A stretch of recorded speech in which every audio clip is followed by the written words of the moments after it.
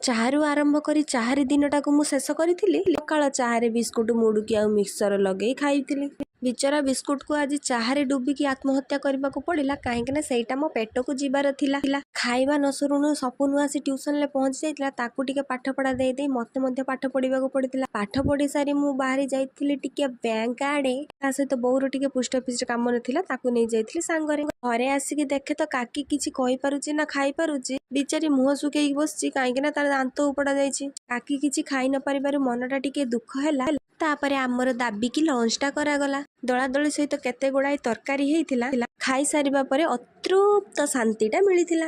Tuition ସାରି ଆସିବା ପରେ ଝୁରି ଭଜା ମୁଡୁକି ସହିତ କପେ ଚାକୁ ମାରି ଦେଇଥିଲି। ସେଇ ଚାରେ ପୁଣି ଆଉ ଟିକେ ଝୁରି ଭଜା ପକେଇ ତାକୁ ଘଟ ଘଟ କରି ପିଇ ଦେଇଥିଲି। ଏହାପରେ ପୁସ୍ତକର ମୁଖ ମଧ୍ୟ ଦର୍ଶନ କରିଥିଲି। ଆଜିକାଲି ଯୋଉ ଇଏ ଗରମ ହଉଛି ମାଲୋ ମା, ନା ପବନ ଦଉଛି ନା ପଙ୍ଖା ଘୁରୁଛି, ମଣିଷ ମରିଗଲା ପରି ଲାଗୁଛି।